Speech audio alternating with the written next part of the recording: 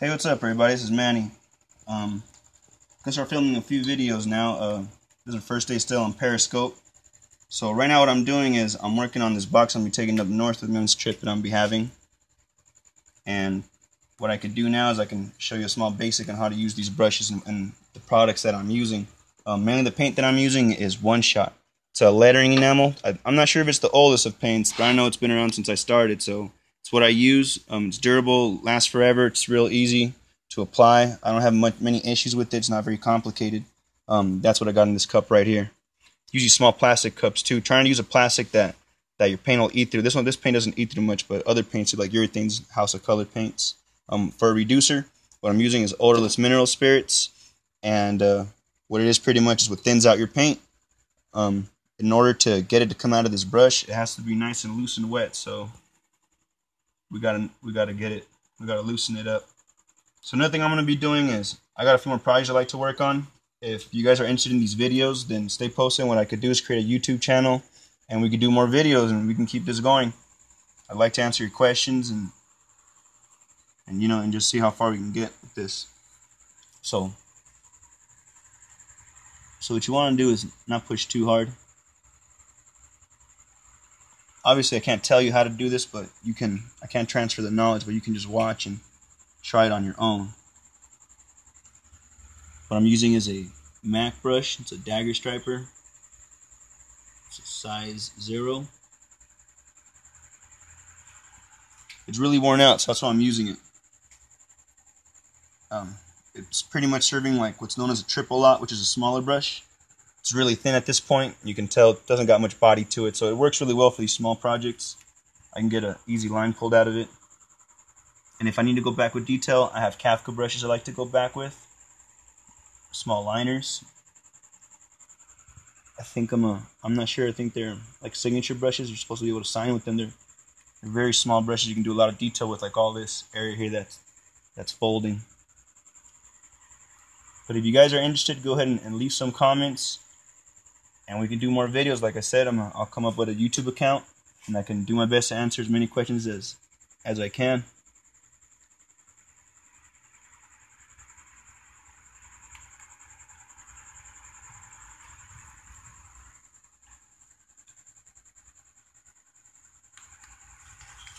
So once I get this box done, it's going to go with me up north. And like I mentioned earlier, it just helps to have something to show the customer. For a long time, I was intending to tell people what I did, and I meant to tell them what I did, and no one really heard it out. So it just helps to have something you could take with you.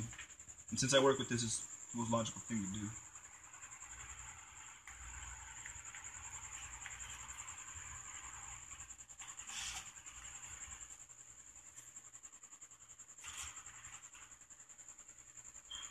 So up here, this is different style. This is a scroll style. As you can tell, I got different styles on my box, and that just helps us for different types of cars. You got different lowrider type of cars and hot rods, and everyone's got different taste. You can't sell the same thing to everybody. So I like to show them different things I do, from that to the different Von Dutch work. I got a simple lettering style up here, and just a small character up here. It's a 64 Impala front end.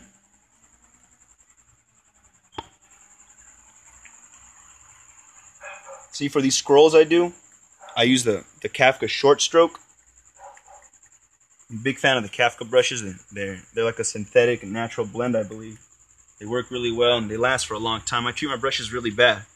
I go through them a lot. I work every day, 15-hour days most of the time. So these brushes get done with, the last thing I want to do is sit there and pluck every piece of paint out. I'll just chuck them. But these Kafka brushes, they keep up with me.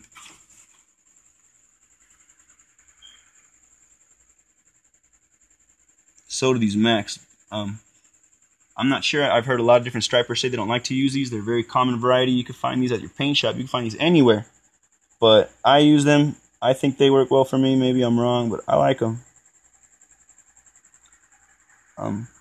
Big influence of mine, Mike Lamberson, uses a brush called a Dominican, and it ran out, and they don't sell it anymore. So what do you do when they don't sell your brush? I just taught myself to work with what's readily available. If you try these brushes and they don't work out for you, don't stick to it. You can always get your own different brush. You can try something different. Just because I'm using it doesn't mean it should be used. If you see your favorite guy on YouTube using their brush, it doesn't mean it'll work for you. I see people use brushes and they make it seem like it's too easy. But if they don't work out for me, I'll try them out and they won't work out.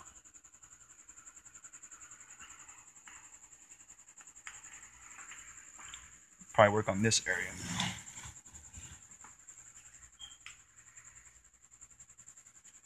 As you can tell, there's a lot of spots. It looks like a lot of weathering. It's not. It's just a lot of lacquer that's constantly bathed over this box when it's at work with me. It's like shrouded in overspray. I've only had it for a few months. But like I said, I work every day on this, with this, so it goes through a lot with me.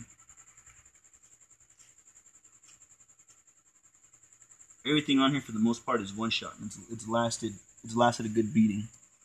The material's cut into, and you can tell that the paint's still on here, so that's why I used one shot. It'll last. The color stays well. It doesn't wear out. I've used other paints that have faded out and for some reason seem to chip off on their own, no matter how well I try to pre-clean the surface. So stick to this paint, and that's just the way I'll keep it for now.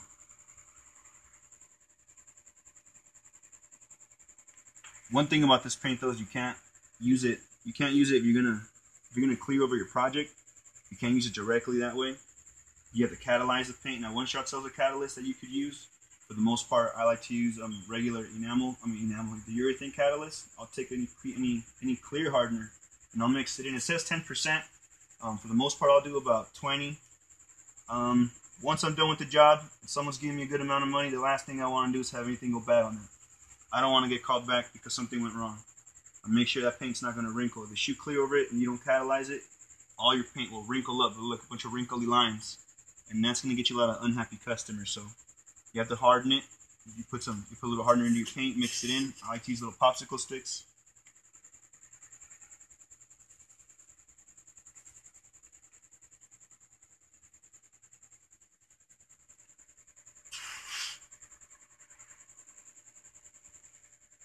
Wish I had more time. I want to put a nice big piece right here. But we'll probably do, we could even do next week's, if we do a class next week, I could even write something out really nice and brush it in.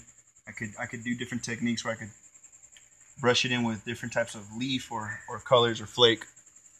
So other than that is what we're working on. Go ahead and leave me comments if you guys are interested in these classes, and we can do some online. I can have different tutorials covering different things. So go ahead and leave me your comments. Thanks.